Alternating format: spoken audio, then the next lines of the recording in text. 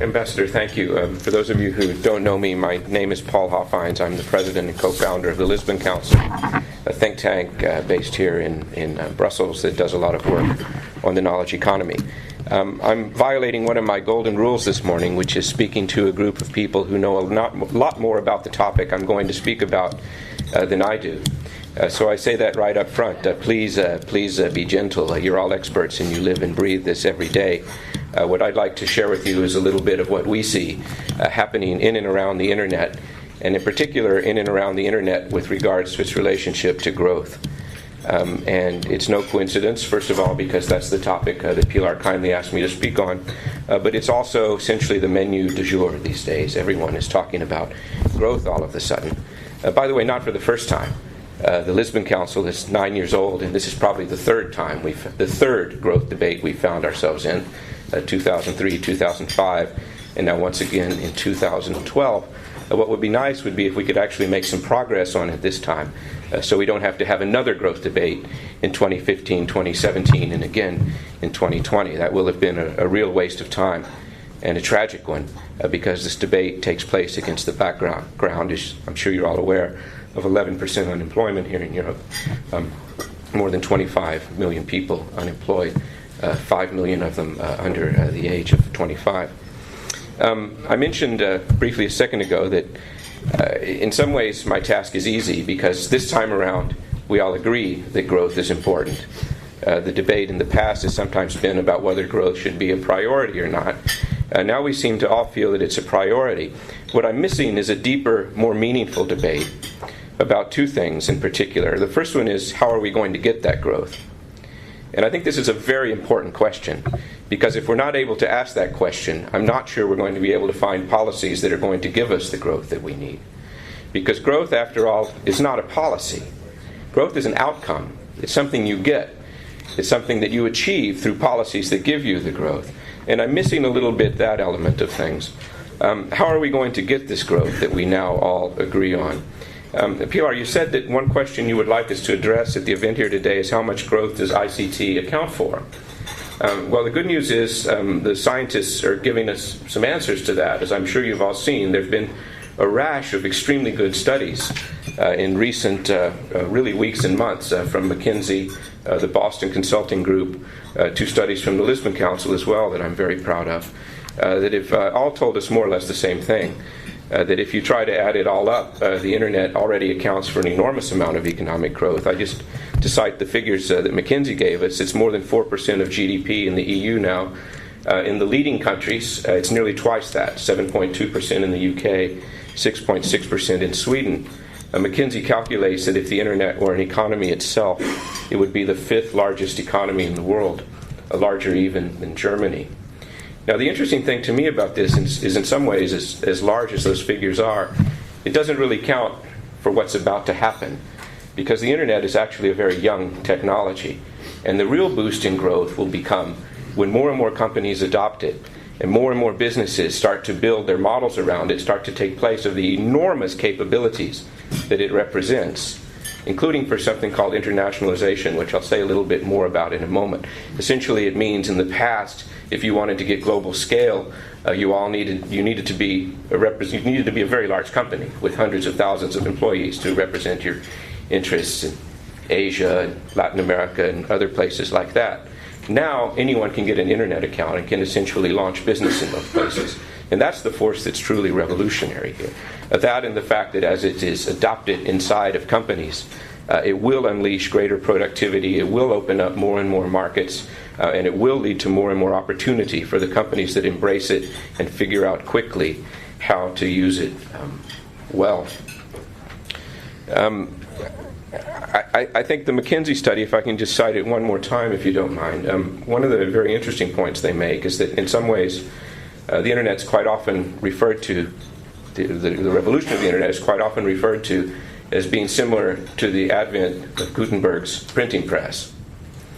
And they argue very well that in many ways that metaphor misses the point, that the better way to see the Internet is similar to the arrival of electricity.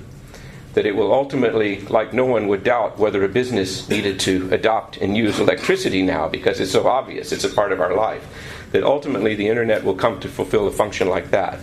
And what that means, if it's true, and I believe it is that there's an enormous amount of growth ahead of us, and that we will get that growth by embracing it, not by a policy of essentially, and pardon me for saying so, nostalgia for les temps glorieux. There's an enormous amount of nostalgia for the way the world was prior to this crisis. And I think we're going to have a very hard time recreating that.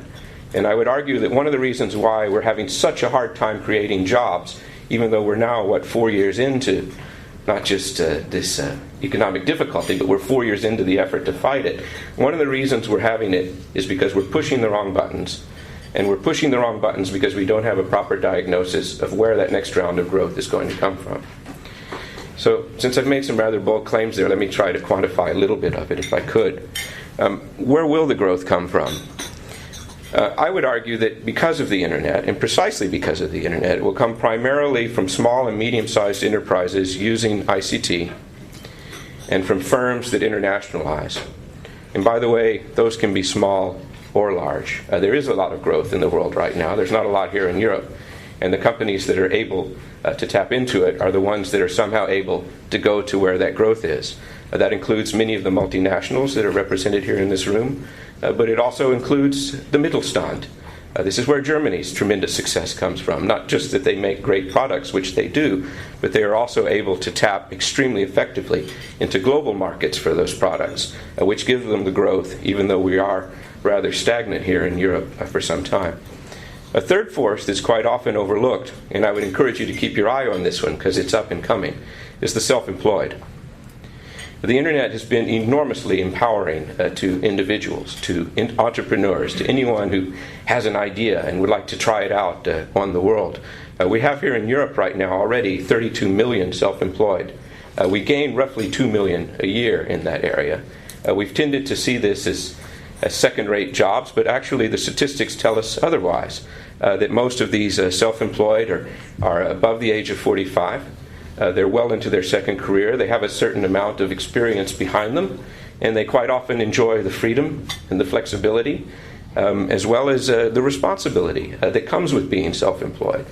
The reason why I think this is an area to watch is because the technology and the way of life are tailor-made for one another. And that has to mean something going forward. You're going to see more and more freelancers. They can be faster. They can use the fact that they're small and don't have to have 35 meetings to take a decision. They can use those factors to their advantage. And they are already becoming a greater and greater economic force, and this will only increase going forward. By the way, an example of that I would include would be the Lisbon Council. We are, as many of you know, quite a small organization, but our impact, thanks to the Internet, has managed to be extremely large. It's, of course, important that the content be there, but we are able to access markets that, for an organization of our size, would have been simply unreachable for us prior to the advent of the Internet.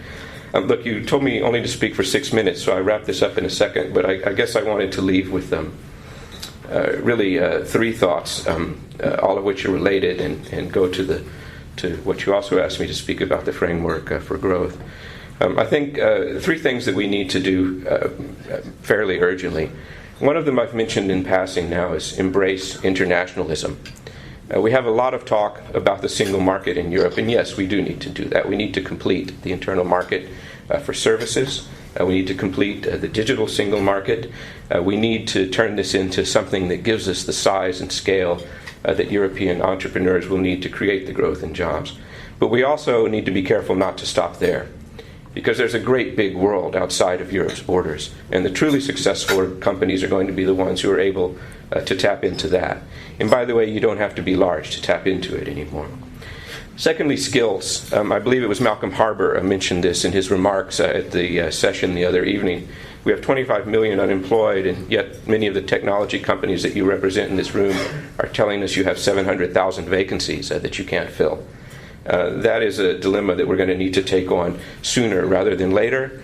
If there is a generation out there that understands, embraces, and loves the Internet, it's young people. So why are so many of them unemployed when this fabulous technology is sitting there right next to them? We need to do more to get them online, to understand what it's about, and to understand what they can do with it. This, by the way, I said something a moment ago about self-employment. This is essentially what the self-employed are. They're people who have created jobs for themselves. We need to see more of that, more more people creating jobs for themselves using this enormous technology that's there. And finally, the third one, and I think it's fairly obvious, broadband. It's still, the penetration rate is, I believe, for 100 megabit transmission is still less than 1% in Europe. We have a goal of getting it to 50% by 2020. That's going to require some heavy lifting. I certainly hope we will make it.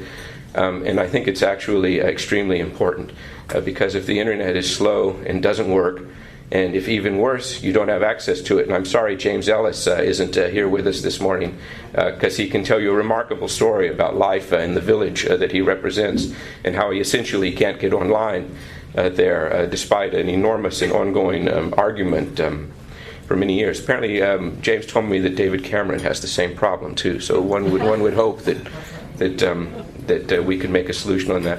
We need to. What's that? Oh, James, you are here. Oh, hi, good. Well, I hope you'll tell the story a little bit later because it's a fascinating example of how even someone in a position like yours faces this problem that so many of us experience from time to time as well. We need to build the broadband. We need to complete the digital single market, and we need to encourage people to embrace the future because that's what it's all about. The internet does change the world. The old world isn't coming back. The sooner, and it's, by the way, it's a wonderful world. There's a lot of people who are worried about these things. Life is much more interesting now. It's more entertaining. It's bigger. We can go more places. There's more opportunity for more and more people. But we need to use that opportunity, and we need to encourage them to use it, help them to use it.